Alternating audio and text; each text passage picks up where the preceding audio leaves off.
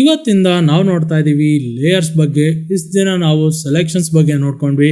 ಹಾಗೆ ಈ ವಿಡಿಯೋದಿಂದ ನಾವು ಲೇಯರ್ಸ್ ನೋಡ್ತಾ ಇದ್ದೀವಿ. ಹೊಸ ಕಾನ್ಸೆಪ್ಟ್, ತುಂಬಾ ಯೂಸ್ಫುಲ್ ಕಾನ್ಸೆಪ್ಟ್ ಆಗಿರುತ್ತೆ ಫೋಟೋಶಾಪ್ನಲ್ಲಿ. ಈ ಲೇಯರ್ಸ್ ಅಂದರೆ ಏನು ಎತ್ತ ಅಂತ ನೋಡೋಣ ಬನ್ನಿ, ಲೆಟ್ಸ್ ಗೋ.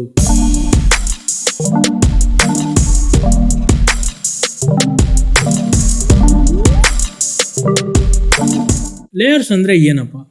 ಲೇಯರ್ಸ್ ಅಂದರೆ it is a transparent sheet which can be stacked on one another. ಅಂದರೆ ಈ ಲೇಯರ್ಗಳು ಒಂದು ಗ್ಲಾಸ್ ಶೀಟ್ ಇದ್ದಂಗೆ. ನಾವು ಅದನ್ನು ಒಂದ್ರ ಮೇಲೆ ಒಂದು ಇಟ್ಕೊಂಡು ಡಿಸೈನ್ ಕಂಟೆಂಟ್ಸ್ನ ಕ್ರಿಯೇಟ್ ಮಾಡೋಕ್ಕೆ ಶುರು ಮಾಡ್ಬೋದು. ರಿಯಲ್ ಲೈಫ್ ಎಕ್ಸಾಂಪಲ್ ಕೊಡಬೇಕು ಅಂದರೆ, ಅಕಸ್ಮಾತ್ ನೀವು ಒಂದು ಪೇಂಟಿಂಗ್ ಇಟ್ಕೊಂಡಿದ್ದೀರಾ ಅಂತ ಇಟ್ಕೊಳ್ಳಿ. ಅಂಥ ಟೈಮಲ್ಲಿ ನೀವು ಅದರೊಳಗೆ ಏನಾರ ಒಂದಿಷ್ಟು ಚೇಂಜಸ್ ಮಾಡಬೇಕಾಗುತ್ತೆ. ಈಗ ಪರ್ಮನೆಂಟಾಗಿ ಚೇಂಜ್ ಮಾಡಿದ್ರೆ ಕ್ಯಾನ್ವಾಸ್ ಹಾಳಾಗೋಗುತ್ತೆ. ಅಂಥ ಟೈಮಲ್ಲಿ ಏನು ಮಾಡ್ತೀರಾ ಅಂದರೆ, ಆ ಗ್ಲಾಸ್ ಶೀಟ್ಸ್ನ ಅದ್ರ ಮೇಲೆ ಇಟ್ಟು ಆಮೇಲೆ ಅದ್ರ ಮೇಲೆ ಒಂದು ಸರಿ ಪೇಂಟ್ ಮಾಡಿ ನೋಡ್ತೀರಾ. ನಿಮಗೆ ಓಕೆ ಅನಿಸ್ತು ಅಂದರೆ ಆ ಕ್ಯಾನ್ವಾಸ್ ಮೇಲೆ ಮಾಡ್ತೀರಾ, ಇಲ್ಲಾಂದರೆ ಮಾಡೋಕ್ಕೆ ಹೋಗೋದಿಲ್ಲ ಅಲ್ವಾ? ಹಾಗೆ ಲೇಯರ್ಸ್ ಕೂಡ ಇದ್ರ ಥರನೇ ವರ್ಕ್ ಆಗುತ್ತೆ. ಬಟ್ ಆದರೆ ನಾವು ಇಲ್ಲಿ ಯಾವುದನ್ನು ಕೂಡ ಟ್ರೈ ಮಾಡಿಬಿಟ್ಟು ಮತ್ತೆ ಅದನ್ನು ಇದನ್ನು ಮಾಡೋಕ್ಕೆ ಹೋಗಲ್ಲ. Will just tack it on it and create design. ಹಾಗೆ ಲೇಯರ್ಸ್ನ ನಾವು ಡಿಜಿಟಲ್ ಆಗಿ ಝೂಮ್ ಮಾಡ್ಬೋದು. ನೀವು ಕ್ಯಾನ್ವಾಸ್ನಲ್ಲಿ ಮತ್ತೆ ಒಂದು ಸರಿ ತೊಗೊಂಡ್ರಿಂದ ಮತ್ತೆ ಝೂಮ್ ಮಾಡೋಕ್ಕಾಗಲ್ಲ. ಆದರೆ ನೀವು ಲೇಯರ್ಸ್ನ ಝೂಮ್ ಮಾಡ್ಬೋದು. ಲೇಯರಲ್ಲಿ ಇರೋ ಕಂಟೆಂಟ್ಸ್ನ ನೀವು ಚೇಂಜ್ ಮಾಡ್ಬೋದು. ಗೊತ್ತಾಯ್ತಲ್ಲ? ಇದು ಬಂದುಬಿಟ್ಟು ಲೇಯರ್ಸ್ ಬಗ್ಗೆ ಆಗಿರುತ್ತೆ. ಲೇಯರ್ಸಲ್ಲಿ ಒಟ್ಟು ನಮಗೆ 5 ಟೈಪ್ ಸಿಗುತ್ತೆ. ಫಸ್ಟ್ ಒನ್ ಬಂದುಬಿಟ್ಟು ಬ್ಯಾಕ್ಗ್ರೌಂಡ್ ಲೇಯರ್, ಸೆಕೆಂಡ್ ಒನ್ ಬಂದುಬಿಟ್ಟು ಟೆಕ್ಸ್ಟ್, ಥರ್ಡ್ ಒನ್ ಬಂದುಬಿಟ್ಟು ಶೇಪ್, ಫೋರ್ತ್ ಒನ್ ಬಂದುಬಿಟ್ಟು ಆಬ್ಜೆಕ್ಟ್, ಫಿಫ್ತ್ ಒನ್ ಬಂದುಬಿಟ್ಟು ಅಡ್ಜಸ್ಟ್ಮೆಂಟ್. ಇವು 5 ಲೇಯರ್ಸ್ ಸೇರಿಕೊಂಡು ನಮಗೆ ಡಿಸೈನ್ಸ್ಗಳು ನಾವು ಕ್ರಿಯೇಟ್ ಮಾಡೋದಾಗಿರುತ್ತೆ.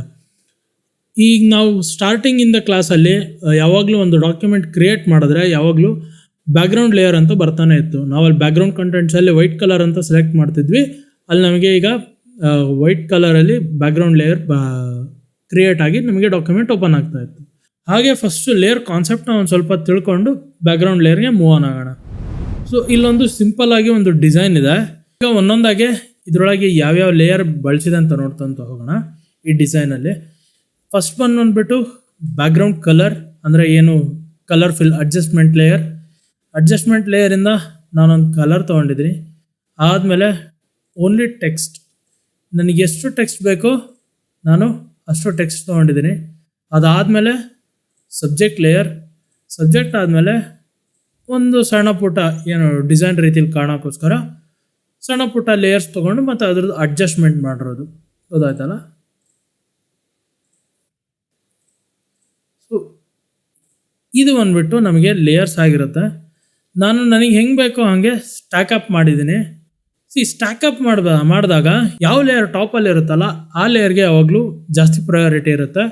ಅದ್ರ ಪಿಕ್ಸಲ್ಸೇ ಮೇಲೆ ಓವರ್ ರೈಟ್ ಆಗೋದು. ಕೆಳಗಿನ ಯಾವ ಪಿಕ್ಸಲ್ಸ್, ಅದ್ರ ಕೆಳಗೆ ಯಾವ್ದಾರು ಪಿಕ್ಸಲ್ಸ್ ಇದ್ದರೆ ಅದು ಕಾಣಲ್ಲ. ಯಾಕೆ ಅಂದರೆ ಅದು ಟ್ರಾನ್ಸ್ಪರೆಂಟ್ ಇರಲ್ಲ. ಹಾಗಾಗ್ಬಿಟ್ಟು ನಮಗೆ ಕೆಳಗಿರೋ ಯಾವುದೇ ಲೇಯರ್ಸ್ ಇದ್ದು ಟೆಕ್ಸ್ಟ್ ಇದ್ದರೆ ಏನೇ ಇದ್ರೂ ನಮಗೆ ಕಾಣಲ್ಲ. ಆ ಪಿಕ್ಸಲ್ಸ್ಗಳು ಹೈಡ್ ಆಗೋಗುತ್ತೆ ಆ ಪರ್ಟಿಕ್ಯುಲರ್ ಲೇಯರ್ನ, ಆ ಪರ್ಟಿಕ್ಯುಲರ್ ಪಿಕ್ಸಲ್ಸ್ಗಳು. ಅದಾಯ್ತಲ್ಲ?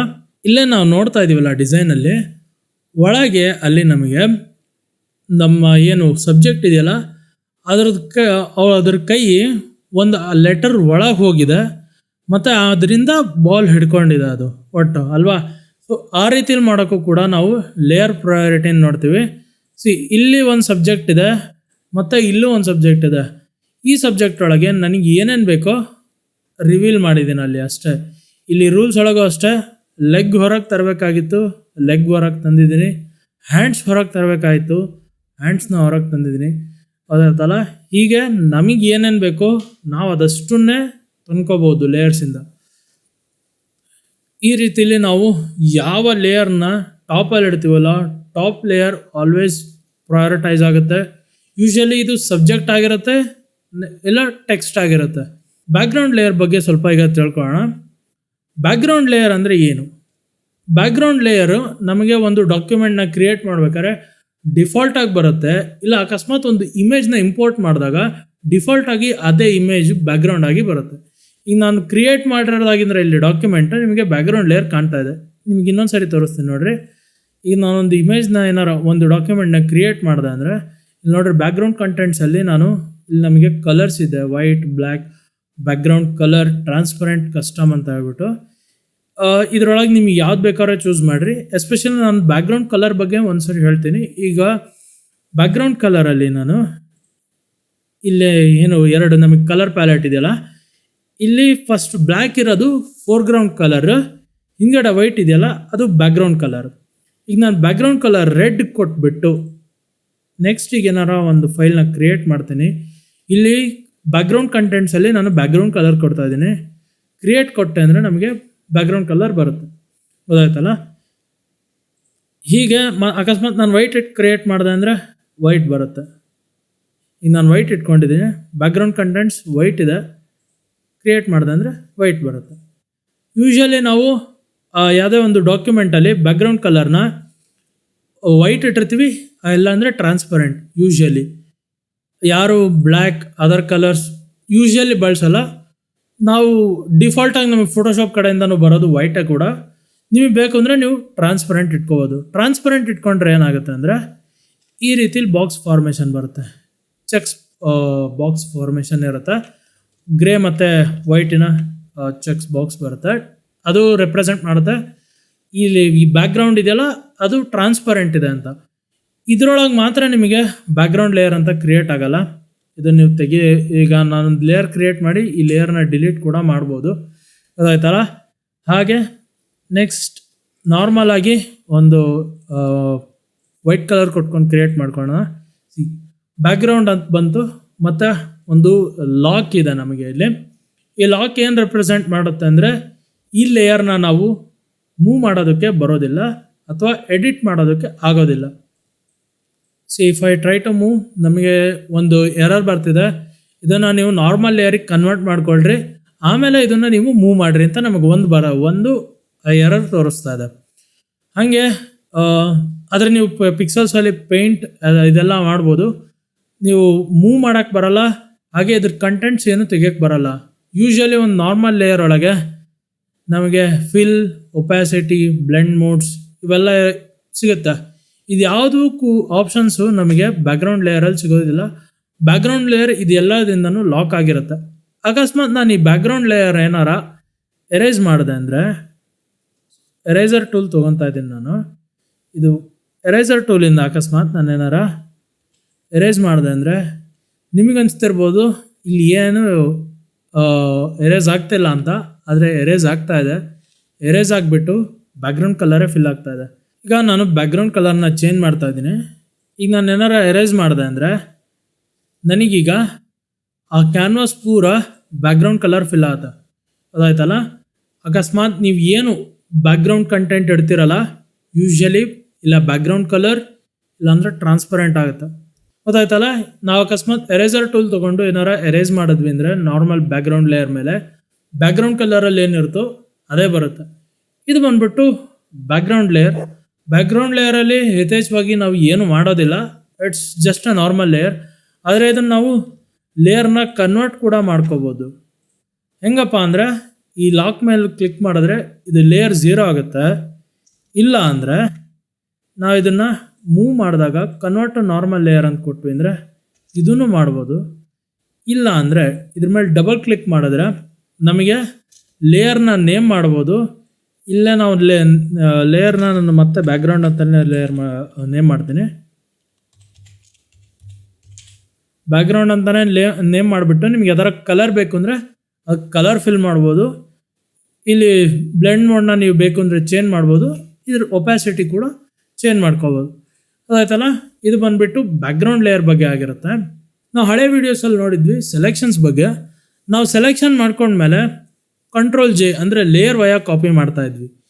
ಈ ಲೇಯರ್ ವಯ ಕಾಪಿ ಮಾಡಿದಾಗ ಅದು ಸಬ್ಜೆಕ್ಟ್ ಲೇಯರ್ ಆಗುತ್ತೆ, ಗೊತ್ತಾಯ್ತಲ್ಲ. ನೀವು ಸಬ್ಜೆಕ್ಟ್ನ ಸೆಲೆಕ್ಟ್ ಮಾಡ್ಕೊಂಡ್ಬಿಟ್ಟು ಅದನ್ನು ಬ್ಯಾಕ್ಗ್ರೌಂಡಿಂದ ಸಪ್ರೇಟ್ ಮಾಡ್ತಾಯಿದ್ದೀರ. ಸೊ ಆ ಲೇಯರ್ ಏನಿರುತ್ತಲ್ಲ ಆ ಲೇಯರ್ ಬಂದುಬಿಟ್ಟು ನಿಮಗೆ ಸಬ್ಜೆಕ್ಟ್ ಲೇಯರ್ ಆಗಿರುತ್ತೆ. ಸಬ್ಜೆಕ್ಟ್ ಲೇಯರಲ್ಲಿ ಯೂಶ್ವಲಿ ಸಬ್ಜೆಕ್ಟ್ ಇಲ್ಲ ಸಬ್ಜೆಕ್ಟಿಗೆ ಸಂಬಂಧಪಟ್ಟಿರೋ ಆಬ್ಜೆಕ್ಟ್ಸ್ ಇರುತ್ತೆ ಯೂಶ್ವಲಿ, ಗೊತ್ತಾಯ್ತಲ್ಲ. ಈ ಡಿಸೈನಲ್ಲೂ ಅಷ್ಟೇ ನಾರ್ಮಲ್ ಆಗಿ ಸಬ್ಜೆಕ್ಟ್ ಇದೆ, ಬಿಟ್ಟರೆ ನಮಗೆ ಅಡ್ಜಸ್ಟ್ಮೆಂಟ್ ಮಾಡೋದಕ್ಕೆ ಇನ್ನೊಂದು ಅದರದ್ದೇ ಆದಂಥ ಕಾಪಿ ತೊಗೊಂಡಿದ್ದೀವಿ ಅಷ್ಟೇ, ಗೊತ್ತಾಯ್ತಲ್ಲ. ಇದು ಬಂದುಬಿಟ್ಟು ನಮಗೆ ಸಬ್ಜೆಕ್ಟ್ ಲೇಯರ್ ಬಗ್ಗೆ ಆಗಿರುತ್ತೆ. ಸಬ್ಜೆಕ್ಟ್ ಲೇಯರ್ ಆದಮೇಲೆ text layer. So text layer ಏನಮ್ಮ ಮಾಡುತ್ತೆ? ಟೆಕ್ಸ್ಟ್ ಲೇಯರಿಂದ ನಾವು ಟೆಕ್ಸ್ಟ್ಗಳನ್ನು ಮಾಡ್ಬೋದು, ಟೆಕ್ಸ್ಟ್ ಎಡಿಟ್ ಮಾಡ್ಬೋದು, ಫಾಂಟ್ ಚೇಂಜ್ ಮಾಡ್ಬೋದು ಅಥವಾ ಅದ್ರ ಕಲರ್ ಕೂಡ ನಾವು ಚೇಂಜ್ ಮಾಡ್ಬೋದು. ಟೆಕ್ಸ್ಟ್ ಟೂಲ್ನ ನಾವು ಏನಾರ ಬಳಸಬೇಕು ಅಂದರೆ ನಮಗೆ ಇಲ್ಲಿ ಟಿ ಅಂತ ಒಂದು ಸಿಂಬಲ್ ಇದೆ, ಕ್ಲಿಕ್ ಮಾಡಿ ನಮಗೆ ಕ್ಯಾನ್ವಾಸಲ್ಲಿ ಎಲ್ಲೇ ಕ್ಲಿಕ್ ಮಾಡಿದ್ರು ಕೂಡ ವಿ ಕ್ಯಾನ್ ಟೈಪ್. ನಾವು ಈ ರೀತಿಲಿ ಟೈಪ್ ಮಾಡ್ಬೋದು. ಟೈಪ್ ಮಾಡಿದ್ಮೇಲೆ ಪ್ರಾಪರ್ಟಿ ಪ್ಯಾನಲಲ್ಲಿ ನಮಗೆ ಕಲರ್ ಚೇಂಜ್ ಮಾಡ್ಬೋದು, ಅದ್ರ ಪಿಕ್ಸಲ್ಸ್ನ ಚೇಂಜ್ ಮಾಡ್ಬೋದು, ನಾವು ಬೇಕಿದ್ರೆ ಅದ್ರದ್ದು ಫಾಂಟ್ ಕೂಡ ಚೇಂಜ್ ಮಾಡ್ಬೋದು. ಈ ರೀತಿಯಲ್ಲಿ ನಾವು ಫಾಂಟ್ ಚೇಂಜ್ ಮಾಡಿಕೊಂಡು ನಮಗೆ ಏನು ಬೇಕೋ ಲೇಯರಿಂದ ಇದನ್ನು ಮಾಡ್ಕೋಬೋದು. ಹಾಗೆ ಅಲೈನ್ ಕೂಡ ಮಾಡ್ಬೋದು. ಇದನ್ನು ಇಲ್ಲಿ ನಾವು ಕ್ಯಾನ್ವಾಸಿಗೆ ಕೊಟ್ಟು ಇದನ್ನು ಪರ್ಟಿಕ್ಯುಲರ್ ಆಗಿ ಅಲೈನ್ ಕೂಡ ಮಾಡ್ಬೋದು ಈ ರೀತಿಲೇ. ಸೊ ಟಾಪಿಗೆ ಇಟ್ಟಿದ್ದೀನಿ, ಇದ್ರ ನಾನು ಕಲರಿಗೆ ಚೇಂಜ್ ಮಾಡ್ತೀನಿ ನಿಮ್ಗೆ ಗೊತ್ತಾಗೋಕ್ಕೋಸ್ಕರ. I will go for like black ಮತ್ತು ಒಂದು ಬೋಲ್ಡ್ ಫಾಂಟ್ ತೊಗೊಳ್ಳೋಣ. ಯಾವ್ದಾರ ಒಂದು ಹಾಗೆ ನಾನು ಪಿಕ್ಸಲ್ಸ್ನ ಈಗ ಒಂದು 72 ಕೊಡ್ತಾಯಿದ್ದೀನಿ. ನಾನು ಇದನ್ನು ಅಲೈನ್ ಮಾಡ್ಕೊಂಡಿದ್ದೀನಿ. ಮಿಡಲ್ ಆಫ್ ದಿ ಏನು ನಮ್ಮ ಕ್ಯಾನ್ವಾಸ್ ಇರುತ್ತಲ್ಲ ಅದ್ರ ಮಿಡಲಿಗೆ ನಾನು ಅಲೈನ್ ಮಾಡ್ಕೊಂಡಿದ್ದೀನಿ. ಈ ರೀತಿಲಿ ನೀವು ಟೆಕ್ಸ್ಟ್ ಲೇಯರ್ನ ಕ್ರಿಯೇಟ್ ಮಾಡ್ಕೋಬೋದು, ಅದನ್ನು ಎಡಿಟ್ ಮಾಡ್ಬೋದು. ಸೊ ಟೆಕ್ಸ್ಟ್ ಆಗಲಿ ಅಥವಾ ಯಾವುದೇ ಆಬ್ಜೆಕ್ಟ್ ಆಗಲಿ ನಿಮ್ಗೆ ಡೂಪ್ಲಿಕೇಟ್ ಮಾಡ್ಕೋಬೇಕು ಅಂದ್ರೆ ಹೆಂಗೆ ಎರಡು ರೀತಿಯಲ್ಲಿ ಮಾಡ್ಕೋಬೋದು. ಒಂದು ಲೇಯರ್ಸ್, ಡೂಪ್ಲಿಕೇಟ್ ಲೇಯರ್, ಇದಕ್ಕೆ ನಿಮಗೆ ನೇಮ್ ಏನಾರ ಕೊಟ್ಕೊಂಡು ಓಕೆ ಕೊಡ್ಬೋದು. ಒಂದು ಇನ್ನೊಂದು ರೀತಿ ಹೆಂಗಪ್ಪ ಅಂದರೆ ಆಲ್ಟ್ನ ಕ್ಲಿಕ್ ಮಾಡಿರಿ, ನಿಮಗೆ ಆ ಲೇಯರ್ನ ಜಸ್ಟ್ ಡ್ರ್ಯಾಗ್ ಮಾಡಿದ್ರೆ ನಿಮಗೆ ಅದು ಡೂಪ್ಲಿಕೇಟ್ ಆಗಿ ಬರುತ್ತೆ. ನೀವು ಇದರಲ್ಲಿ ಸಬ್ಜೆಕ್ಟ್ ಕೂಡ ಡೂಪ್ಲಿಕೇಶನ್ ಮಾಡ್ಕೋಬೋದು. ಈಗ ನಾನು ಈ ಸಬ್ಜೆಕ್ಟ್ ಲೇಯರ್ ತೊಗೊತಾ ಇದ್ದೀನಿ, ಡೂಪ್ಲಿಕೇಟ್ ಮಾಡ್ಕೊತಾ ಇದ್ದೀನಿ, ಡೂಪ್ಲಿಕೇಟ್ ಆಯ್ತು ಅದು. ಈ ರೀತಿಯಲ್ಲಿ ಆಲ್ಟ್ ಹೋಲ್ಡ್ ಮಾಡಿ ಡ್ರ್ಯಾಗ್ ಮಾಡೋದು ಯೂಶ್ವಲಿ ನಾರ್ಮಲಾಗಿ ಡೂಪ್ಲಿಕೇಟ್ ಮಾಡೋದು. ನಾನು ಲೇಯರ್ ವಯ ಕಾಪಿ ನಿಮಗೆ ಸ್ಟಾರ್ಟಿಂಗ್ ಕ್ಲಾಸಲ್ಲಿ ಹೇಳಿದ್ದೆ. ಸೊ ಅದು ನಿಮಗೆ ಎಲ್ಲಿ ಸಿಗುತ್ತಪ್ಪ ಅಂದರೆ ಲೇಯರ್ಸಿಗೆ ಹೋಗ್ಬಿಟ್ಟು ನೀವು ಅಲ್ಲಿ ಹೋದ್ರಿ ಅಂದರೆ ನೋಡಿರಿ, ಅಲ್ಲಿ ನಿಮಗೆ ಲೇಯರ್ ವಯ ಕಾಪಿ ಇದೆ. ಲೇಯರ್ ವಯ ಕಾಪಿ ಅದರದ್ದು ಏನು ಶಾರ್ಟ್ಕಟ್ ಇದೆಯಲ್ಲ ಅದು ಬಂದುಬಿಟ್ಟು Ctrl+J ಆಗಿರುತ್ತೆ. ಶಾರ್ಟ್ಕಟ್ಸ್ ಬಳಸೋದ್ರಿಂದ ಡಿಸೈನು ತುಂಬಾ ಫಾಸ್ಟ್ ಆಗುತ್ತೆ. ಸ್ಟಾರ್ಟಿಂಗಲ್ಲಿ ನಿಮಗೆ ಅದು ಸ್ವಲ್ಪ ಕಷ್ಟ ಆಗ್ಬೋದು, ಬಟ್ ಒಂದ್ಸರಿ ನೀವು ಫೆಮಿಲಿಯರ್ ಆದ್ರಿಂದ ಅದ್ರ ಜೊತೆಗೆ ನಿಮ್ಮ ವರ್ಕ್ ಫ್ಲೋ ತುಂಬಾ ಸ್ಪೀಡ್ ಇರುತ್ತೆ. ಹಾಗೆ ನೀವು ಇದನ್ನು ಶಾರ್ಟ್ಕಟ್ ಬಳಸೋದ್ರಿಂದ ಪ್ಯಾನಲ್ನ ಅಗ್ಲಗ್ಲ ಹುಡ್ಕೋದು ಅವಶ್ಯಕತೆ ಇರೋದಿಲ್ಲ.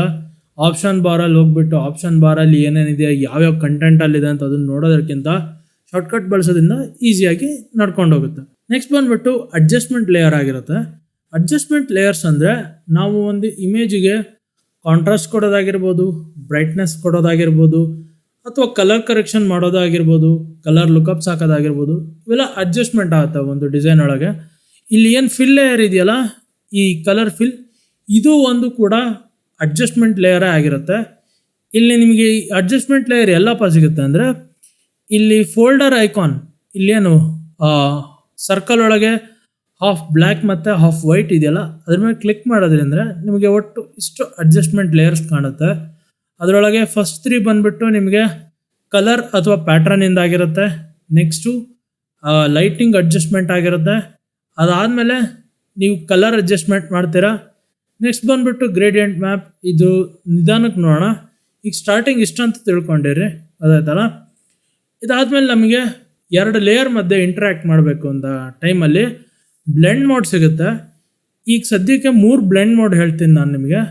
ಸೊ ನಾರ್ಮಲ್ ಅಂದರೆ ನಾರ್ಮಲ್, ನಥಿಂಗ್. ನಾವು ಒಪ್ಯಾಸಿಟಿ ಕಮ್ಮಿ ಮಾಡಿದ್ರೆ ಒಪ್ಯಾಸಿಟಿ ಕಮ್ಮಿ ಆಗಿಬಿಟ್ಟು ಟ್ರಾನ್ಸ್ಪರೆಂಟ್ ಆಗುತ್ತೆ ಲೇಯರ್ ಜೊತೆಗೆ. ಇನ್ನೊಂದು ರೀತಿಲಿ ಇಂಟ್ರ್ಯಾಕ್ಟ್ ಆಗೋದು ಹೆಂಗೆ ಅಂದರೆ ಒಂದು ಮಲ್ಟಿಪ್ಲೈ, ನೆಕ್ಸ್ಟ್ ಒನ್ ಬಂದುಬಿಟ್ಟು ಸ್ಕ್ರೀನ್, ಅದ್ರ ನೆಕ್ಸ್ಟ್ ಒನ್ ಬಂದುಬಿಟ್ಟು ಓವರ್ಲೇ. ಸೊ ಮಲ್ಟಿಪ್ಲೈ ಬಂದುಬಿಟ್ಟು ಇರೋ ಥಿಂಗ್ನ ಡಾರ್ಕರ್ ಮಾಡುತ್ತೆ. ಸ್ಕ್ರೀನ್ ಬಂದುಬಿಟ್ಟು ಸಬ್ಜೆಕ್ಟ್ನಾಗಲಿ ಅಥವಾ ಏನೇ ಥಿಂಗ್ ಇರುತ್ತಲ್ಲ ಅದನ್ನು ಲೈಟ್ ಮಾಡುತ್ತೆ. ಓವರ್ಲೇ ಬಂದುಬಿಟ್ಟು ಅದಕ್ಕೆ ಕಾಂಟ್ರಾಸ್ಟ್ ಆ್ಯಡ್ ಮಾಡುತ್ತೆ. ಗೊತ್ತಾಯ್ತಲ್ಲ, ಇವು 3ನ್ನ ತಿಳ್ಕೊಂಡಿರಿ. ನೆಕ್ಸ್ಟ್ ಇದರೊಳಗೆ ಇದೇ ಬ್ಲೆಂಡ್ ಮೋಡ್ಸನ್ನೇ ನಾವು ನೆಕ್ಸ್ಟ್ ಲೆವೆಲಲ್ಲಿ ನೋಡ್ತೀವಿ. ಇದರೊಳಗೆ ಒಟ್ಟು ನಮಗೆ 27 ಬ್ಲೆಂಡ್ ಮೋಡ್ ಸಿಗುತ್ತೆ ಫೋಟೋಶಾಪಲ್ಲಿ ಲೇಯರ್ ಜೊತೆಗೆ ಇಂಟ್ರ್ಯಾಕ್ಟ್ ಮಾಡೋಕ್ಕೆ. ಲೇಯರ್ ಜೊತೆಗೆ ಇಂಟ್ರ್ಯಾಕ್ಟ್ ಮಾಡೋಕ್ಕೆ ಅಂದರೆ ಒಂದು ಲೇಯರ್ ಮತ್ತು ಇನ್ನೊಂದು ಲೇಯರ್ ನಡುವೆ ಇಂಟ್ರ್ಯಾಕ್ಷನ್ ಆಗಬೇಕಾರೆ, ಅಂದರೆ 2 ಪಿಕ್ಸಲ್ಸ್ಗಳು ಸೇಮ್ ಇದ್ದಾವೆ ಅಥವಾ ಬೇರೆ different colours types of pixels ಇದೆ ಅಂದರೆ ಅಂಥ ಟೈಮಲ್ಲಿ ನಾವು ಅದ್ರ ಜೊತೆಗೆ ಇಂಟ್ರ್ಯಾಕ್ಟ್ ಮಾಡ್ಬೇಕಾದ್ರೆ ನಾವು ಬ್ಲೆಂಡ್ ಮೋಡ್ಸ್ಗಳನ್ನು ಬಳಸ್ತೀವಿ. ಹಾಗೆ ಆ ಲೇಯರ್ ಸ್ಟೈಲ್ಸ್ಗಳು ಅಂತ ಸಿಗುತ್ತೆ. ಲೇಯರ್ ಸ್ಟೈಲ್ಸ್ ಎಲ್ಲಿರುತ್ತೆ ಅಂದರೆ ಒಂದು ಲೇಯರ್ ಮೇಲೆ ನೀವು ಡಬಲ್ ಕ್ಲಿಕ್ ಮಾಡಿದ್ರೆ ನಿಮಗೆ ಲೇಯರ್ ಸ್ಟೈಲ್ ಓಪನ್ ಆಗುತ್ತೆ. This is hole completely different thing. ನಾನೀಗ ಇದನ್ನು ಟಚ್ ಮಾಡೋಕ್ಕೆ ಹೋಗಲ್ಲ. ಆದರೆ ನಮಗೆ ಬ್ಲೆಂಡ್ ಮೋಡ್ಸ್ ಮುಗಿತಿದ್ದಂಗೆ ನಾನು ಇದ್ರ ಬಗ್ಗೆ ಹೇಳ್ತೀನಿ. ಇದರೊಳಗೆ ನೀವು ಒಳ್ಳೊಳ್ಳೆ ಎಫೆಕ್ಟ್ಸ್ಗಳನ್ನ ಕ್ರಿಯೇಟ್ ಮಾಡ್ಬೋದು. ಟೆಕ್ಸ್ಟ್ ಮೇಲಾಗಿರ್ಬೋದು ಅಥವಾ ನಿಮ್ಮ ಸಬ್ಜೆಕ್ಟ್ ಮೇಲಾಗಿರ್ಬೋದು. ಒಂದು ಪರ್ಟಿಕ್ಯುಲರ್ ಕಲರ್ನ ಆ ಲೇಯರ್ಗೆ ರಿಮೂವ್ ಮಾಡಿಬಿಟ್ಟು RGB ಒಳಗೆ ಅದರೊಳಗಿಂದನೂ ಒಂದು ರೀತಿಯಲ್ಲಿ ಹೊಸ ಎಫೆಕ್ಟ್ ಕೊಡ್ಬೋದು. ಇದೆಲ್ಲ ನಾವು ಲೇಯರ್ ಸ್ಟೈಲ್ಸಿಂದ ಮಾಡ್ಬೋದು. ಸ್ಟ್ರೋಕ್ ಕೊಡೋದಾಗಿರ್ಬೋದು, ಕಲರ್ ಫಿಲ್ಲಿಂಗ್ ಮಾಡೋದಾಗಿರ್ಬೋದು, ಶ್ಯಾಡೋಸ್ ಕೊಡೋದಾಗಿರ್ಬೋದು, ಇವೆಲ್ಲ ನಮಗೆ ಲೇಯರ್ ಸ್ಟೈಲಲ್ಲಿ ಬರುತ್ತೆ. ಈಗ ಗೊತ್ತಾಯ್ತಲ್ಲ, ನಮಗೆ ನಾರ್ಮಲ್ ಲೇಯರ್ ಪ್ಯಾನಲ್ ಒಳಗೆ ಲೇಯರು ನಮಗೆ ಸ್ಟ್ಯಾಕ್ ಆರ್ಡರಲ್ಲಿರುತ್ತೆ. ಟಾಪಲ್ಲಿ ಯಾವುದಿರುತ್ತೋ ಅದು ಪ್ರಯಾರಿಟಿ ಗೇನ್ ಮಾಡುತ್ತೆ.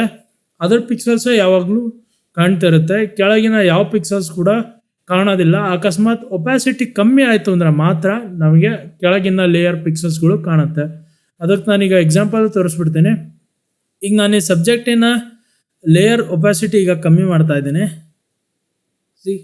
ನಾನು ಎಷ್ಟು ಕಮ್ಮಿ ಮಾಡ್ತಾ ಇದ್ದೀನೋ ಕೆಳಗಿನ ಲೇಯರ್ ಏನು ಪಿಕ್ಸಲ್ಸ್ ಇದೆಯಲ್ಲ ಅದು ಬರ್ತಾ ಇದೆ.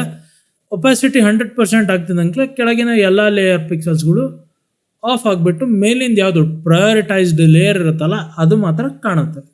ಅದಾಯ್ತಲ್ಲ, ಇದು ಬಂದ್ಬಿಟ್ಟು ಲೇಯರ್ನ ಬೇಸಿಕ್ ಕಾನ್ಸೆಪ್ಟ್. ಇನ್ನೊಂದು ಥಿಂಗ್ ಹೇಳಬೇಕು, ಏನಪ್ಪ ಅಂದರೆ ಅದು ಲೇಯರ್ಸ್ನ ಮರ್ಜ್ ಮಾಡೋದು. ನಾನು ಸ್ಟಾರ್ಟಿಂಗಲ್ಲೇ ಹೇಳ್ದಂಗೆ ನಾವೇನು ರಿಯಲ್ ಲೈಫಲ್ಲಿ ಕ್ಯಾನ್ವಾಸಲ್ಲಿ ಅಕಸ್ಮಾತ್ ಏನಾದ್ರು ಚೇಂಜಸ್ ಮಾಡ್ತೀವಿ ಅಂದರೆ ಒಂದು ಗ್ಲಾಸ್ ಶೀಟ್ ಇಟ್ಕೊಂಡು ನೋಡಿಬಿಟ್ಟು ಆಮೇಲೆ ಅದನ್ನು ಇಂಪ್ಲಿಮೆಂಟ್ ಮಾಡ್ತೀವಿ. ಒಂದು ಸಾರಿ ನಾವು ಅದನ್ನು ನಮಗೆ ಸರಿ ಅನಿಸ್ತು ಅಂದರೆ ರಿಯಲ್ ಕ್ಯಾನ್ವಾಸಲ್ಲಿ ಮಾಡ್ತೀವಿ, ಆಮೇಲೆ ಅದನ್ನು ಚೇಂಜ್ ಮಾಡೋಕ್ಕೆ ಬರೋಲ್ಲ ಅಂತ ಹೇಳಿದ್ದೆ, ಹೌದಾ? ಹಾಗೆ ಈಗ ನಾವು ಏನಾರ ಲೇಯರ್ನ ಮರ್ಜ್ ಮಾಡಿದ್ವಿ ಅಂದರೆ ಅದಾದಮೇಲೆ ನಾವು ಪಿಕ್ಸಲ್ಸ್ನ ಚೇಂಜ್ ಮಾಡೋಕ್ಕೆ ಬರೋದಿಲ್ಲ. ಸೊ ಮರ್ಜ್ ಏನಕ್ಕೆ ಯೂಶ್ವಲಿ ಮಾಡ್ತೀವಿ ಅಂದರೆ ಅಕಸ್ಮಾತ್ ಒಂದು ಡಿಸೈನ್ ಕಂಪ್ಲೀಟ್ ಆಯಿತು, ಪರ್ಟಿಕ್ಯುಲರ್ ಡಿಸೈನ್ಗೆ ಬೇರೆ ಥರ ಎಫೆಕ್ಟ್ ಕೊಡಬೇಕು ಅಂತ ಟೈಮಲ್ಲಿ ನಾವು ಲೇಯರ್ಸ್ನ ಮರ್ಜ್ ಮಾಡ್ತೀವಿ. ಇದನ್ನ ಲೇಯರ್ಸ್ ಹೆಂಗೆ ಮರ್ಜ್ ಮಾಡೋದು ಅಂದರೆ ಎರಡು ಥರ ಲೇಯರ್ ಮರ್ಜಿಂಗ್ ಇದೆ. ಒಂದು ಸೆಲೆಕ್ಟೆಡ್ ಲೇಯರ್ ಮರ್ಜಿಂಗ್, ಇನ್ನೊಂದು all layers merging. Selected layers ಮರ್ಜಿಂಗಲ್ಲಿ ಈಗ ನಾನು ಟೆಕ್ಸ್ಟ್ ಲೇಯರ್ಸ್ ಮಾತ್ರ ಸೆಲೆಕ್ಟ್ ಮಾಡ್ತಾ ಇದ್ದೀನಿ. ಮಲ್ಟಿಪಲ್ ಲೇಯರ್ಸ್ ಹೆಂಗಪ್ಪ ಸೆಲೆಕ್ಟ್ ಮಾಡೋದು ಅಂದರೆ ಅಕಸ್ಮಾತ್ ನೀವು ಕಂಟಿನ್ಯೂಸ್ ಆಗಿ ಎಲ್ಲ ಲೇಯರ್ನ ಸೆಲೆಕ್ಟ್ ಮಾಡಬೇಕು ಅಂದರೆ ಫಸ್ಟ್ ಎಲ್ಲಿಂದ ಸೆಲೆಕ್ಟ್ ಮಾಡ್ಬೇಕು ಆ ಲೇಯರ್ ತೊಗೊಳ್ರಿ. ಆಮೇಲೆ ನೆಕ್ಸ್ಟ್ ಎಲ್ಲಿ ತನಕ ಬೇಕು ಆ ಲೇಯರ್ನ ತೊಗೊಳ್ರಿ. ಶಿಫ್ಟ್ ಹೊತ್ತಿತ್ತು ಕ್ಲಿಕ್ ಮಾಡಿದ್ರೆ ಅದರೊಳಗೆ ಮಧ್ಯದಲ್ಲಿ ಇರೋ ಎಲ್ಲ ಲೇಯರ್ಸ್ ಕೂಡ ಸೆಲೆಕ್ಟ್ ಆಗುತ್ತೆ. ಇಲ್ಲ ಪರ್ಟಿಕ್ಯುಲರ್ ಲೇಯರ್ ಮಾತ್ರ ಬೇಕು ಅಂದರೆ ಕಂಟ್ರೋಲ್ ಹೊತ್ಬಿಟ್ಟು ನಿಮಗೆ ಯಾವ್ಯಾವ ಲೇಯರ್ ಬೇಕೋ ಅದ್ರ ಮೇಲೆ ಅಷ್ಟೇ ಕ್ಲಿಕ್ ಮಾಡ್ಕೊತ ಬನ್ನಿ, ಆ ಲೇಯರ್ ಮಾತ್ರ ಕ್ರಿಯೇಟ್ ಆಗುತ್ತೆ. ಈಗ ನಾನೇನಾದ್ರು ಕಂಟ್ರೋಲ್ ಒತ್ತಿದೆ ಅಂದರೆ ಅದೆಲ್ಲ ಮರ್ಜ್ ಆಗೋಗುತ್ತೆ, ಅದಾಯ್ತಲ್ಲ? ಅವೆಲ್ಲ ಲೇಯರ್ಸ್ಗಳು ಏನು ಸೆಲೆಕ್ಟ್ ಮಾಡಿದ್ನಲ್ಲ ಈಗ ಅದು ಮರ್ಜ್ ಆಯಿತು. ಈ ರೀತಿ ಇದು ಬಂದುಬಿಟ್ಟು ಸೆಲೆಕ್ಟ್ ಆ್ಯಂಡ್ ಮರ್ಜ್ ಆಗಿರುತ್ತೆ. ನೆಕ್ಸ್ಟು ಇನ್ನೊಂದು ಬಂದುಬಿಟ್ಟು ಮರ್ಜಿಂಗ್ ಆಲ್ ಒಳಗೆ ಏನಾಗುತ್ತಂದರೆ ಅದ್ರ ಶಾರ್ಟ್ಕಟ್ ಬಂದುಬಿಟ್ಟು ಕಂಟ್ರೋಲ್ ಶಿಫ್ಟ್ ಇ ಮಾಡಿದೆ ಅಂದರೆ ನಾನು ಎಲ್ಲ ಲೇಯರ್ ಮರ್ಜ್ ಆಗಿಬಿಟ್ಟು ನಮಗೆ ಸಿಂಗಲ್ ಆಗಿ ಒಂದು ಲೇಯರ್ ಉಳ್ಕೊಳ್ಳುತ್ತೆ. ಈಗ ಅದು ಏನು ಮಾಡ್ತು ಅಂದರೆ ಮರ್ಜ್ ಆದಾಗ ನಮಗೀಗ ನಾನು ಈ ಬ್ಯಾಕ್ಗ್ರೌಂಡಿಂದ ಈ ಸಬ್ಜೆಕ್ಟ್ನ ಸಪ್ರೇಟ್ ಮಾಡೋಕ್ಕಾಗಲ್ಲ, ಟೆಕ್ಸ್ಟನ್ನು ಮೂವ್ ಮಾಡೋಕ್ಕಾಗಲ್ಲ, ಏನು ಮಾಡೋಕ್ಕಾಗಲ್ಲ. ಪಿಕ್ಸಲ್ಸು ಏನು ಲೇಯರ್ ಮರ್ಜ್ಡ್ ಲೇಯರಲ್ಲಿ ಪಿಕ್ಸಲ್ಸು ಬರ್ನ್ ಆಗೋಯ್ತು. ಈಗ ನಾನು ಅದನ್ನು ಮತ್ತೀಗ ಸಬ್ಜೆಕ್ಟ್ನ ತೆಗೆದು ಅಲ್ಲಿಂದ ಏನು ಕೂಡ ಮಾಡೋಕ್ಕೆ ಬರೋದಿಲ್ಲ. ಈ ರೀತಿಲಿ ಬರ್ನ್ ಆದಾಗ ತುಂಬಾ ಕೆಲವೊಂದು ಸರಿ ಆಟೋಮೆಟಿಕಲಿ ತೊಂದರೆ ಆಗುತ್ತೆ. ಬಟ್ ಆದರೆ ನೀವು ಸ್ಟೆಪ್ ತೊಗೋಬೇಕಾದ್ರೆ ಇದನ್ನು ಮಾಡ್ಬೇಕಾದ್ರೆ ಅಂದರೆ ಏನು ಮರ್ಜ್ ಮಾಡ್ಬೇಕಾದ್ರೆ ಒಂದು ಸ್ವಲ್ಪ ನಿಮಗೆ ಏನಾರು ಬೇಕಾ ಕಂಟೆಂಟ್ಸು ಅಥವಾ ಬೇಡವಾ ಅಂತ ನೋಡಿಕೊಂಡು ಮರ್ಜ್ ಮಾಡಿರಿ. ನೀವು ಅಕಸ್ಮಾತ್ ಮರ್ಜ್ ಮಾಡಲೇಬೇಕಾಗಿ ಬಂತು ಆಮೇಲೆ ಚೇಂಜಸ್ ಇದೆ ಅಂದರೆ ಒಂದು ಸಿಂಪಲ್ ಥಿಂಗ್ ಇದೆ, ಏನಪ್ಪ ಅಂದರೆ ಅದು ಕಾಪಿ ಮಾಡಿದ್ವಿ. ಈಗ ಇಷ್ಟೊತ್ತು ನಾವು ನೋಡಿದ್ವಿ ಮರ್ಜ್ ಹೆಂಗೆ ಲೈಕ್ ಸೆಲೆಕ್ಟ್ ಆ್ಯಂಡ್ ಮರ್ಜ್ ಮಾಡಿದ್ವಲ್ಲ, ಸೇಮ್ ಅದೇ ರೀತಿಲೇ ಕಂಟ್ರೋಲ್ ಒತ್ತಿಬಿಟ್ಟು ನಿಮಗೆ ಕಂಟ್ರೋಲ್ ಒತ್ತಿದಾಗ ಇಡೀ ಕ್ಯಾನ್ವಾಸಲ್ಲಿ ಏನೇನು ಒಟ್ಟು ಥಿಂಗ್ ಇದೆಯಲ್ಲ ಅಷ್ಟು ಸೆಲೆಕ್ಟ್ ಆಗುತ್ತೆ. ಫೈಲ್ಗೆ ಎಡಿಟಿಗೆ ಹೋಗ್ರಿ, ಕಾಪಿ ಮರ್ಜ್ಡ್ ಅಂತ ಸಿಗುತ್ತೆ, ಅದಾಯ್ತಲ್ಲ? ಈ ಕಾಪಿ ಮರ್ಜ್ಡ್ ಕ್ಲಿಕ್ ಮಾಡಿಬಿಟ್ಟು ಪೇಸ್ಟ್ ಮಾಡಿದ್ರಿ ಅಂದರೆ ನಿಮಗೆ ಪಿಕ್ಸಲ್ಸ್ ಬರ್ನ್ ಆಗಿರೋವಂಥದ್ದೇ. ನನಗೆ ಕೆಳಗಿಂದ ಎಲ್ಲ ಲೇಯರ್ಸ್ ಕೂಡ ಹೈಡ್ ಮಾಡಿದ್ದೀನಿ. ಈಗ ಇದೊಂದೇ ಲೇಯರ್ ಇರೋದು, ಇದರಲ್ಲೂ ಈಗ ಎಲ್ಲ ಪಿಕ್ಸಲ್ಲು ಬರ್ನ್ ಆಗಿಬಿಟ್ಟು ಸಿಂಗಲ್ ಲೇಯರ್ ಆಗಿ ಬಂದಿದೆ ನಮಗೆ. ಗೊತ್ತಾಯ್ತಲ್ಲ. ಈ ರೀತಿಲಿ ಕಾಪಿ ಮರ್ಜ್ ಮಾಡ್ಕೊಳ್ರಿ. ಅಂಥ ಟೈಮಲ್ಲಿ ನಿಮಗೆ ನಿಮ್ಮ ಏನು ಲೇಯರ್ಸ್ ಕೂಡ ಬ್ಯಾಕಪ್ಪಲ್ಲಿರುತ್ತೆ. ಹಾಗೆ ನೀವು ಡಿಸೈನ್ ಮತ್ತೆ ಚೇಂಜ್ ಮಾಡಿದ್ರಿ ಅಂದರೆ ಮತ್ತೆ ಕಾಪಿ ಮರ್ಜ್ ಮಾಡ್ಕೋಬೋದು. ಮುಂಚೆ ಏನು ಕ್ರಿಯೇಟ್ ಮಾಡಿದ್ರಲ್ಲ ಅದನ್ನು ಡಿಲೀಟ್ ಮಾಡ್ಕೊಂಡು ನೀವು ಕಂಟಿನ್ಯೂ ಕೂಡ ಮಾಡ್ಕೋಬೋದು. ಈಗ ನಾವು ನೋಡೋಣ ಒಂದು ಲೇಯರ್ನ ಹೈಡ್ ಮತ್ತು ಅನ್ಹೈಡ್ ಮಾಡೋದು ಹೆಂಗೆ ಅಂತ. ಇಲ್ಲಿ ಏನು ಐ ಬಟನ್ ಕಾಣ್ತಾ ಇದೆಯಲ್ಲ, ಈ ಐ ಬಟನ್ ಇದ್ದರೆ ಲೇಯರು ಅನ್ಹೈಡ್ ಆಗಿದೆ ಅಂತ. ಅಕಸ್ಮಾತ್ ನಾನು ಅದ್ರ ಮೇಲೆ ಕ್ಲಿಕ್ ಮಾಡಿ ನಾರ್ಮಲ್ ಆಗಿ ಬಾಕ್ಸ್ ಇದೆ ಅಂದರೆ ಅದು ಹೈಡ್ ಆಗಿದೆ ಅಂತ. ಇದನ್ನು ನೀವು ಹೆಂಗೆ ತಿಳ್ಕೊಬೋದು ಅಂದರೆ it's similar to I open ಇತ್ತು ಅಂದರೆ ಅನ್ಹೈಡ್ ಆಗಿದೆ ಅಂತ, ಐ ಕ್ಲೋಸ್ ಇತ್ತು ಅಂದರೆ ನಮಗೇನೂ ಕಾಣೋದಿಲ್ಲ, ಹಾಗಾಗಿ ಹೈಡ್ ಆಗುತ್ತೆ. ಇಷ್ಟೇ ಹೈಡ್ ಮತ್ತು ಅನ್ಹೈಡ್ ಒಂದು ಲೇಯರ್ನ ಹೈಡ್ ಮತ್ತು ಅನ್ಹೈಡ್ ಮಾಡೋದು. ಈಗ ನನಗೆ ಪರ್ಟಿಕ್ಯುಲರ್ ಒಂದು ಲೇಯರ್ ಮಾತ್ರ ಅನ್ಹೈಡ್ ಆಗಿರಬೇಕು, ಮಿಕ್ಕಿದೆಲ್ಲ ಲೇಯರ್ ಹೈಡ್ ಆಗಬೇಕು ಅಂತ ಟೈಮಲ್ಲಿ ನಾನು ಏನು ಮಾಡ್ತೀನಿ ಅಂದರೆ ಆಲ್ಟ್ ಪ್ರೆಸ್ ಮಾಡಿಬಿಟ್ಟು ಆ ಪರ್ಟಿಕ್ಯುಲರ್ ಲೇಯರ್ ಹತ್ರ ಹೋಗ್ಬಿಟ್ಟು ಆ ಐ ಇದೆಯಲ್ಲ ಆ ಐಕಾನ್ ಮೇಲೆ ಕ್ಲಿಕ್ ಮಾಡ್ತೀನಿ. ಎಲ್ಲ ಲೇಯರ್ಸ್ ಕೂಡ ಹೈಡ್ ಆಗುತ್ತೆ, ಗೊತ್ತಾಯ್ತಲ್ಲ, ಆ ಲೇಯರ್ ಒಂದು ಬಿಟ್ಟು. ಈಗ ಮತ್ತೆ ಅನ್ಹೈಡ್ ಮಾಡಬೇಕು ಅಂದರೆ ಸಿಂಪಲ್, ಮತ್ತೆ ಆಲ್ಟ್ ಹಿಡ್ಕೊಂಡು ಆ ಐ ಮೇಲೆ ಕ್ಲಿಕ್ ಮಾಡಿದ್ರೆ ನಮಗೆ ಅನ್ಹೈಡ್ ಆಗುತ್ತೆ. ನೆಕ್ಸ್ಟು ನಾವೀಗ ನೋಡೋಣ ಒಂದು ಫನ್ ಪ್ರಾಜೆಕ್ಟ್, ಗೊತ್ತಾಯ್ತಲ್ಲ. ಈ ಫನ್ ಪ್ರಾಜೆಕ್ಟಲ್ಲಿ ನಾವು ಇನ್ನೊಂದಿಷ್ಟು ಥಿಂಗ್ಸ್ ತಿಳ್ಕೊಳ್ಳೋಣ ಲೇಯರ್ಸ್ ಬಗ್ಗೆ. ಹಾಗೆ ಲೇಯರ್ಸ್ಗೆ ಎಫೆಕ್ಟ್ಸ್ಗಳು, ಎಕ್ಸ್ಟರ್ನಲ್ ಎಫೆಕ್ಟ್ಸ್ಗಳು ಹೇಗೆ ಅಪ್ಲೈ ಮಾಡ್ತೀವಿ, ಅಥವಾ ಫಿಲ್ಟರ್ಸ್ ಆಗಿರ್ಬೋದು, ಅವೆಲ್ಲ ಹೇಗೆ ಅಪ್ಲೈ ಮಾಡ್ತೀವಿ ಅನ್ನೋದ್ರ ಬಗ್ಗೆ ನೋಡೋಣ. ಇಲ್ಲಿ ನಾನೊಂದು ಸಿಂಪಲ್ ಆಗಿ ಇರೋವಂಥ ಒಂದು ಡಿಸೈನ್ ಒಂದು ಇದನ್ನು ತೊಗೊಂಡಿದ್ದೀನಿ, ಫೋಟೋನ. ಇಲ್ಲಿ ನೋಡ್ರಿ ನೀವು, ನಾವು ಫೋಟೋ ಇಂಪೋರ್ಟ್ ಮಾಡ್ಕೊಂಡಿರೋ ಕಾರಣಕ್ಕೋಸ್ಕರ ಬ್ಯಾಕ್ಗ್ರೌಂಡ್ ಲೇಯರು ಇಮೇಜ್ ಬಂದಿದೆ ಹೊರತು ಯಾವುದೇ ಕಂಟೆಂಟ್ ಅಥವಾ ಕಲರ್, ನಾವೇನು ಬ್ಯಾಕ್ಗ್ರೌಂಡ್ ಕಂಟೆಂಟ್ ಕೊಡ್ತಿದ್ದೋ ಡಾಕ್ಯುಮೆಂಟ್ ಕ್ರಿಯೇಟ್ ಮಾಡೋಕೆ ಅದು ಬಂದಿಲ್ಲ, ಗೊತ್ತಾಯ್ತಲ್ಲ. ಅದೇ ಇಲ್ಲಿ ನಾವು ಡಾಕ್ಯುಮೆಂಟ್ ಕ್ರಿಯೇಟ್ ಮಾಡಿದ್ದೀವಿ, ಅಲ್ಲಿ ಬ್ಯಾಕ್ಗ್ರೌಂಡ್ ಲೇಯರ್ ನಮಗೆ ವೈಟ್ ಬಂದಿದೆ, ಇಲ್ಲಿ ನಮಗೆ ಡೈರೆಕ್ಟಾಗಿ ಇಮೇಜೇ ಇದೆ. ಈಗ ನಾವೇನು ಮಾಡೋಣ ಅಂದರೆ ಫಸ್ಟು ಬ್ಯಾಕ್ಗ್ರೌಂಡಿಂದ ನಮ್ಮ ಸಬ್ಜೆಕ್ಟ್ನ ನಾವು ತೆಕ್ಕೊಳ್ಳೋಣ. ಈಗ ನಾನು ನಿಮಗೆ ಇನ್ನೊಂದು ಕಾನ್ಸೆಪ್ಟ್ ಹೇಳ್ತೀನಿ, ಅದು ಬಂದ್ಬಿಟ್ಟು ಲೇಯರ್ ಮಾಸ್ಕ್. ಲೇಯರ್ ಮಾಸ್ಕ್ ಅಂದರೆ ಏನು ಅಂತ ನೋಡೋಣ ಬನ್ನಿ. ಈಗ ನಾನು ಈ ಸಬ್ಜೆಕ್ಟ್ನ ಸೆಲೆಕ್ಟ್ ಮಾಡ್ತಾ ಇದ್ದೀನಿ. ಸೆಲೆಕ್ಟ್ ಮಾಡಾದ್ಮೇಲೆ ಇಲ್ಲಿ ನಮಗೇನು ಅಡ್ಜಸ್ಟ್ಮೆಂಟ್ ಲೇಯರ್ ಐಕಾನ್ ಇದೆಯಲ್ಲ, ಅದರದ ಲೆಫ್ಟ್ ಸೈಡಲ್ಲಿ ನಮಗೆ ಮಾಸ್ಕಿಂದ ಐಕಾನ್ ಬರುತ್ತೆ. ಫಸ್ಟು ನಾವೀಗ ಸೆಲೆಕ್ಷನ್ನ ಸ್ವಲ್ಪ ರಿಫೈನ್ ಮಾಡ್ಕೊಳ್ಳೋಣ. ಓಕೆ, ಇದು ಪರ್ಫೆಕ್ಟ್ ಆಗಿದೆ. ಈಗ ನಾನು ಏನಾರ ಈ ಮಾಸ್ಕ್ ಐಕಾನ್ ಮೇಲೆ ಕ್ಲಿಕ್ ಮಾಡಿದೆ ಅಂದರೆ ನನಗೆ ಇಲ್ಲಿ ಸೈಡಲ್ಲಿ ಲೇಯರ್ ರೈಟ್ ಸೈಡಲ್ಲಿ ಇನ್ನೊಂದು ಅದೇ ರೀತಿಯಲ್ಲಿ ಒಂದು ಇಮೇಜ್ ಕ್ರಿಯೇಟ್ ಆಗಿ ಅದು ಬ್ಲ್ಯಾಕ್ ಆ್ಯಂಡ್ ವೈಟಲ್ಲಿ ಬಂದಿದೆ. ಏನು ಅಂತ ನೋಡೋಣ ಬನ್ನಿ. ಈಗ ನಾನು ಐಕಾನ್ನ ಸ್ವಲ್ಪ ನಿಮಗೆ ಕಾಣಿಸೋದಕ್ಕೋಸ್ಕರ ದೊಡ್ಡದು ಮಾಡ್ತಾ ಇದ್ದೀನಿ. ನೋಡಿರಿ, ಈಗ ನಮಗಿಲ್ಲಿ ಏನಾಗಿದೆ ಅಂದರೆ ವೈಟಲ್ಲಿ ಏನೇನು ಕಾಣ್ತಾ ಇದೆಯಲ್ಲ ಅದು ಮಾತ್ರ, ಆ ಪಿಕ್ಸಲ್ಸ್ ಮಾತ್ರ ಆನ್ ಇದೆ. ಬ್ಲ್ಯಾಕಲ್ಲಿ ಏನೇನಿದೆಯಲ್ಲ ಅದು ಯಾವುದು ಪಿಕ್ಸಲ್ ಕಾಣ್ತಾ ಇಲ್ಲ. ಮಾಸ್ಕ್ ಅಂದ್ರೇನು ಅಂದರೆ ಲೇಯರ್ ಮೇಲೆ ನಮಗೆ ಯಾವ ಕಟ್ಔಟ್ ಬೇಕೋ ಆ ಕಟ್ಔಟ್ ಇಟ್ಕೊಂಡು ಮಿಕ್ಕಿದ್ದೆಲ್ಲ ಹೈಡ್ ಮಾಡ್ತೀವಿ. ಬಟ್ ಆದರೆ ಲೇಯರಿನ ಯಾವುದೇ ಕಂಟೆಂಟ್ ಅಲ್ಲಿಂದ ಅದು ಡಿಲೀಟ್ ಮಾಡಿರಲ್ಲ.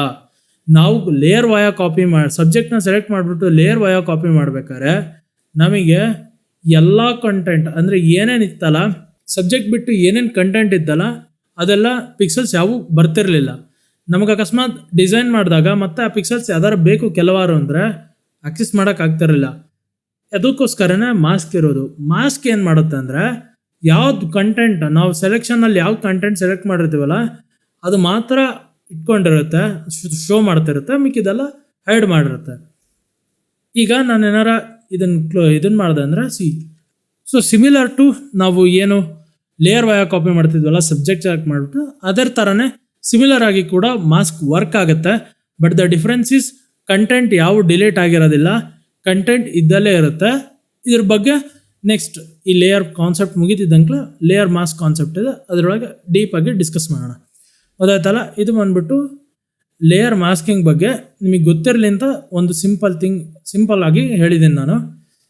ಅದಾಯ್ತಲ್ಲ, ಈಗ ನಾವು ಬ್ಯಾಕ್ಗ್ರೌಂಡ್ನ ಅನ್ಹೈಡ್ ಮಾಡ್ಕೊಳ್ಳೋಣ. ಈಗ ನಾವು ಒಂದು ಯೋಗ ಕ್ಲಾಸಿಗೆ ಇನ್ವಿಟೇಷನ್ ಮಾಡ್ತಾ ಇದ್ದೀವಿ ಅನ್ನೋ ರೀತಿಯಲ್ಲಿ ಕ್ರಿಯೇಟ್ ಮಾಡೋಣ.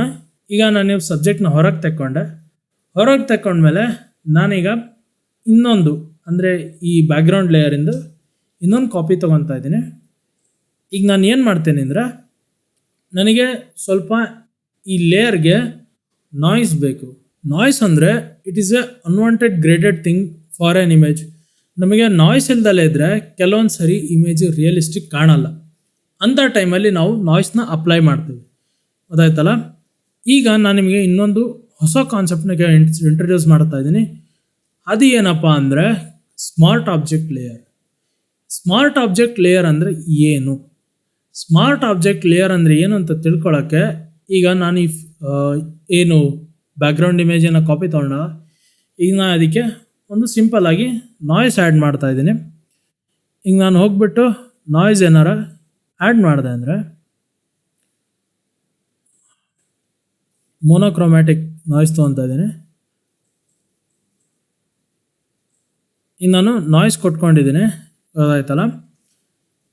ಈಗ ಇದು ಪರ್ಮನೆಂಟಾಗಿ ನಾಯ್ಸು ಅಪ್ಲೈ ಆಗೋಯ್ತು, ಅಂದರೆ ಪಿಕ್ಸಲ್ಸ್ ಬರ್ನ್ ಆಗೋಯ್ತು. ಹೇಗೆ ಮರ್ಜ್ ಮಾಡಿದಾಗ ಪಿಕ್ಸಲ್ ಬರ್ನ್ ಆಗ್ತಿತ್ತಲ್ಲ, ಹಾಗೆ ಈಗ ನಾನು ನಾಯ್ಸ್ ಡೈರೆಕ್ಟಾಗಿ ಅಪ್ಲೈ ಮಾಡಿದಾಗ ಪಿಕ್ಸಲಲ್ಲಿ ಅದು ಬರ್ನ್ ಆಗೋಯ್ತು. ಈಗ ನಾನು ಅದನ್ನು ಚೇಂಜ್ ಮಾಡೋಕ್ಕೆ ಬರೋದಿಲ್ಲ. ಅಕಸ್ಮಾತ್ ಈಗ ನಾಯ್ಸ್ ನನಗೆ ಡಿಕ್ರೀಸ್ ಮಾಡಬೇಕಾಗಿ ಬಂತು ಅಂದರೂ ಕೂಡ ಮಾಡೋಕ್ಕೆ ಆಗೋದಿಲ್ಲ. ಅಂಥ ಟೈಮಲ್ಲಿ ನಾವೇನು ಮಾಡ್ತೀವಿ ಅಂದರೆ, ಯೂಶ್ವಲಿ ನಿಮ್ಮ ಸಬ್ಜೆಕ್ಟ್ಸ್ಗಳನ್ನ ಸ್ಮಾರ್ಟ್ ಆಬ್ಜೆಕ್ಟ್ ಲೇಯರ್ ಆಗಿ ಕನ್ವರ್ಟ್ ಮಾಡಿಕೊಡ್ರಿ. ಯಾಕೆ ಅಂತ ಈಗ ತೋರಿಸ್ತೀನಿ ನೋಡಿರಿ. ನೀವು ಲೇಯರ್ ಮೇಲೆ ರೈಟ್ ಕ್ಲಿಕ್ ಮಾಡಿಬಿಟ್ಟು ನಿಮಗೆ ಇಲ್ಲಿ ಆಪ್ಷನ್ ಸಿಗುತ್ತೆ, ಕನ್ವರ್ಟ್ ಟು ಸ್ಮಾರ್ಟ್ ಆಬ್ಜೆಕ್ಟ್. ಈ convert to smart object click ಮಾಡಿ ನಾನು ಸೇಮ್ ನಾಯ್ಸ್ ಕೊಡ್ತೀನಿ. ಈಗ ಆ್ಯಡ್ ನಾಯ್ಸ್, ಮೋನೋಕ್ರೋಮ್ಯಾಟಿಕ್ ನಾಯ್ಸೇ ಕೊಡ್ತಾಯಿದ್ದೀನಿ. ಈಗ ನನಗೇನಾಯಿತು, ಇದು ಸ್ಮಾರ್ಟ್ ಫಿಲ್ಟರ್ ಆಗಿ ಅಪ್ಲೈ ಆಯಿತು.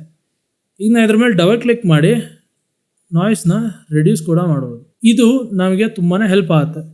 ಇದು ಏನು ಇದರಿಂದ ಏನಪ್ಪ ಆಗುತ್ತೆ, ನಮಗೆ ಫೋಟೋಶಾಪಲ್ಲಿ ಎಷ್ಟು ಥರ ಎಫೆಕ್ಟ್ಸ್ ಇದೆಯೋ, ಎಷ್ಟು ಥರ ಫಿಲ್ಟರ್ ಇದೆಯೋ ಅವೆಲ್ಲ ಸ್ಮಾರ್ಟ್ ಫಿಲ್ಟರ್ಸ್ ಆಗಿ ಅಪ್ಲೈ ಆಗುತ್ತೆ. ಸ್ಮಾರ್ಟ್ ಫಿಲ್ಟರ್ಸ್ ಆಗಿ ಅಪ್ಲೈ ಆಗೋ ಕಾರಣ ಪಿಕ್ಸಲ್ಸ್ನ ಡೈರೆಕ್ಟಾಗಿ ಬರ್ನ್ ಆಗೋಕ್ಕೆ ಬಿಡೋದಿಲ್ಲ. ನಮಗೆ ಯಾವ ಟೈಮಲ್ಲಿ ಬೇಕೋ ನಾವು ಅದನ್ನು ಬಂದು ಚೇಂಜಸ್ ಮಾಡ್ಕೋಬೋದು. ಇದು ನಮಗೆ ಪರ್ಮನೆಂಟ್ ಚೇಂಜ್ ಆಗೋದಿಲ್ಲ, ನಮಗೆ ಯಾವಾಗ ಬೇಕೋ ಅದನ್ನು.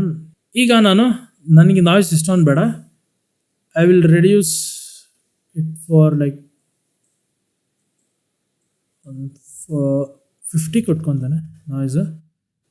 ಈಗೇನು ಸ್ಮಾರ್ಟ್ ಫಿಲ್ಟರ್ ಅಪ್ಲೈ ಮಾಡೋದಲ್ಲ ನಾಯ್ಸು, ಇದನ್ನು ನಾನು ಸ್ವಲ್ಪ ಸ್ಮೂತ್ ಮಾಡ್ಕೊತಾ ಇದ್ದೀನಿ. ಹೆಂಗೆ ಸ್ಮೂತ್ ಮಾಡ್ಕೊತಾ ಇದ್ದೀನಿ ಅಂದರೆ, ಫಿಲ್ಟರಿಗೆ ಹೋಗ್ತೀನಿ, ಬ್ಲರ್, ಗೌಸಿಯನ್ ಬ್ಲರಿಗೆ ಹೋಗ್ತಾ ಇದ್ದೀನಿ. ಅರೌಂಡ್ ನಾವೊಂದು 3 to 4 ಪಿಕ್ಸಲ್ಸ್ನ ಬ್ಲರ್ ಕೊಟ್ಕೊಳ್ಳೋಣ. ಸೊ ದಟ್ ಇವಾಗ ನಮಗೆ ಸಬ್ಜೆಕ್ಟ್ ಹೈಲೈಷನ್ನು ತುಂಬಾ ಪರ್ಫೆಕ್ಟಾಗಿ ಆಗ್ತಾಯಿದೆ. ಅದಾಯ್ತಾನ. ಈಗ ನಾವೊಂದು ಟೈಪ್ ಟೂಲ್ ಇಟ್ಕೊಂಡು ಒಂದು ಟೆಕ್ಸ್ಟ್ ಬರೆಯೋಣ. ಅದಾಯ್ತಲ್ಲ.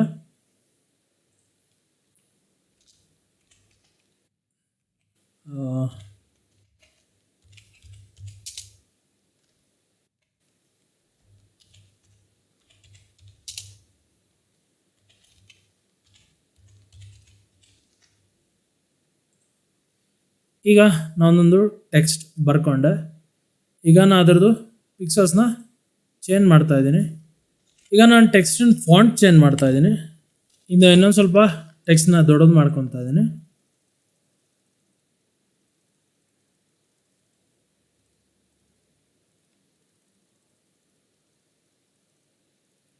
ಸೊ ಈಗ ಇದನ್ನು ನಾನು ಮಿಡಲಲ್ಲಿ ಅಲೈನ್ ಮಾಡ್ಕೊತಾ ಇದ್ದೀನಿ. ಸೊ ದಟ್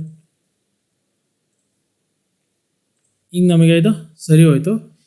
ಈಗ ನಮಗೆ ಒಂದು ಥಿಂಗ್ ಏನಾಗ್ತಾ ಇದೆ ಅಂದರೆ, ಬ್ಯಾಕ್ಗ್ರೌಂಡ್ ಬ್ರೈಟ್ ಇರೋ ಕಾರಣ ನಾವು ಏನು ಟೆಕ್ಸ್ಟ್ ಬರಿತಾ ಇದೀವಲ್ಲ ಅದು ನಮಗೆ ಕಾಣಿಸ್ತಾ ಇಲ್ಲ. ಈಗ ನಾನು ಏನು ಮಾಡ್ತೀನಿ ಅಂದರೆ, ಎಕ್ಸ್ಪೋಜರ್ನ ಕಮ್ಮಿ ಮಾಡ್ತೇನೆ. ಒಂದು ಅಡ್ಜಸ್ಟ್ಮೆಂಟ್ ಲೇಯರ್ ತೊಗೊತಾ ಇದ್ದೀನಿ, ಎಕ್ಸ್ಪೋಜರ್ ತೊಗೊತಾ ಇದ್ದೀನಿ. ನಾನು ಎಕ್ಸ್ಪೋಜರ್ ಸ್ವಲ್ಪ ಜಾಸ್ತಿ ಬೇಡ, ಒಂದು 0.03 -0.03 ಇಟ್ಕೊತಾ ಇದ್ದೀನಿ ಎಕ್ಸ್ಪೋಜರು. ಈಗ ನಾವು ಏನು ಥಿಂಗ್ ಬರಿತಾ ಇದ್ದೀವಲ್ಲ ಅದು ನಮಗೆ ಕಾಣಿಸ್ತಾ ಇದೆ. ಅದಾಯ್ತಲ್ಲ. ಈಗ ನಾನು ಇನ್ನೊಂದಿಷ್ಟು ಟೆಕ್ಸ್ಟ್ ಆ್ಯಡ್ ಮಾಡ್ತೀನಿ ಇದಕ್ಕೆ. ಈಗ ನಾನು ಇದನ್ನು ಜಾಯಿನ್ ಅಸ್ ಅಂತ ಬರೆದು ಇದ್ರದ್ದು ಪಿಕ್ಸಲ್ಸ್ನ ಈಗ ನಾನು ಕಮ್ಮಿ ಮಾಡ್ಕೊತಾ ಇದ್ದೀನಿ. ನಾನೀಗ ಈ ಮೇಲಿನ ಏನು ಟೆಕ್ಸ್ಟ್ ಇದೆಯಲ್ಲ ಅದಕ್ಕೆ ಅಲೈನ್ ಮಾಡ್ತಾ ಇದ್ದೀನಿ. ಹಾಗೆ ಇನ್ನೊಂದು ಸ್ವಲ್ಪ ನಾನು ಚೇಂಜ್ ಕೂಡ ಮಾಡ್ತಾ ಇದ್ದೀನಿ.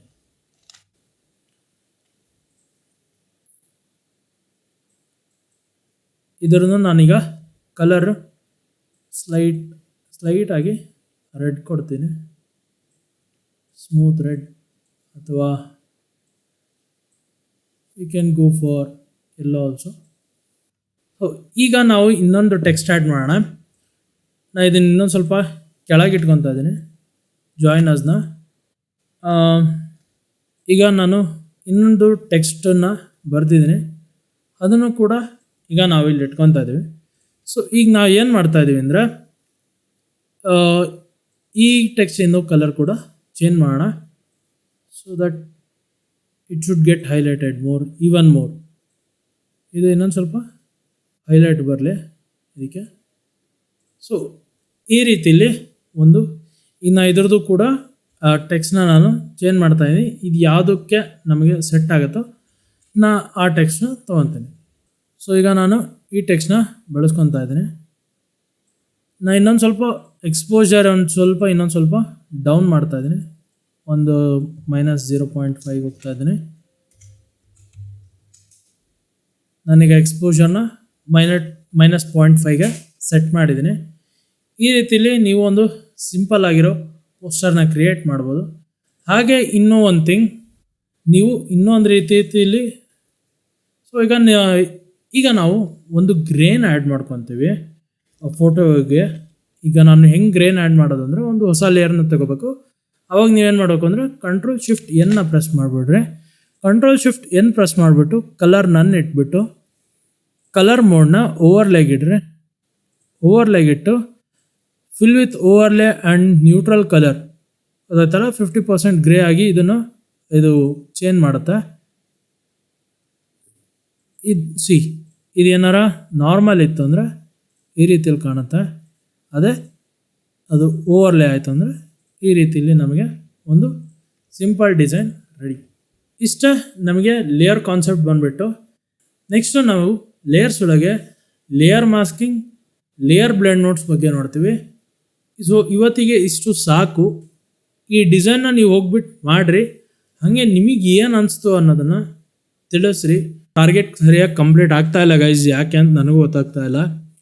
ಐ ಹೋಪ್ ನಿಮಗೆ ವಿಡಿಯೋ ಇಷ್ಟ ಆಗ್ತಿದೆ ಅಂತ ನಾನು ತಿಳ್ಕೊತೀನಿ. ನಿಮ್ಗೆ ಏನು ವೀಡಿಯೋದಲ್ಲಿ ತೊಂದರೆ ಆಗ್ತಿದೆ ಅನ್ನೋದು ತಿಳಿಸ್ರಿ, ಗೊತ್ತಾಯ್ತಾ? ನೀವು ತಿಳಿಸೋದ್ರ ಮೇಲೆ ನಾನು ವೀಡಿಯೋ ಮಾಡ್ತೀನಿ. ಹಾಗಾಗಿ ವೀಡಿಯೋನಲ್ಲಿ ನಿಮ್ಗೆ ಏನು ಅರ್ಥ ಆಗ್ತಾ ಇದೆ ಅನ್ನೋದು ತಿಳಿಸ್ರಿ ಫಸ್ಟು.